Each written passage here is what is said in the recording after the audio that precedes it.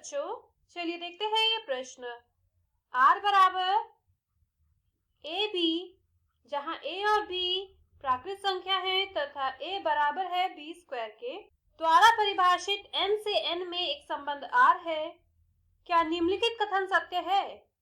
a r में होगा, सभी a n है। इस प्रश्न को करने के लिए हम इसकी मुख्य अवधारणा देख लेते हैं। देखिए यहाँ पे n लिखा हुआ है ना, n क्या होता है पहले तो आपको ये पता होना चाहिए। n होता है प्राकृतिक संख्याओं का समुच्चय। और प्राकृतिक संख्याएं क्या होती है? एक या एक से बड़ी जितनी भी पूर्ण संख्या होती है, जैसे कि 1, 2, 3, 4, 5, इस प्रकार की सभी संख्याएं जो अनंत तक जाती हैं वो होती है प्राकृतिक संख्याएं। ठीक है, अब अपनी इस मुख्य अवधारणा का प्रयोग हम अपने इस प्रश्न को हल करने में करते हैं, जहां पे एक संबंध दिया है r बराबर ए बी, मतलब एक ये क्रमित युग्म है जिसके दो अवयव ए बी है, और ये इस तरीके से की है कि a और b दोनों ही प्राकृतिक संख्याएं हैं, और जो पहली संख्या होगी वो दूसरी संख्या के वर्ग के बराबर होगी। इस प्रकार का ये संबंध दे रखा है।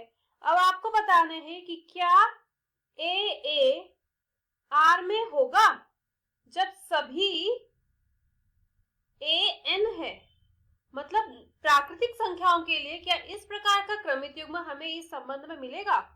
देखिए, यदि a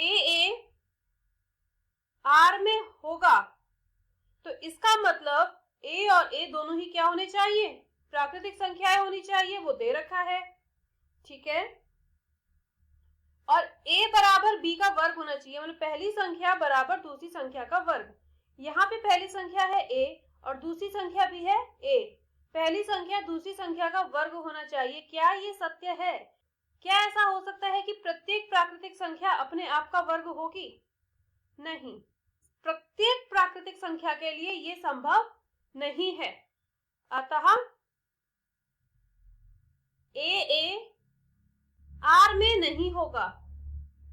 तो यहां से आप ये कह सकते हैं, अतः दिया गया कथन असत्य है। और इस प्रश्न में हमें यही बताना था कि यह कथन सत्य है या असत्य, तो आप कहेंगे यह कथन असत्य है। ठीक है, मैं आशा करती हूँ इस मुख्य अवधारणा की मदद से आपको इस प्रश्न का हल समझ आया होगा। धन्यवाद।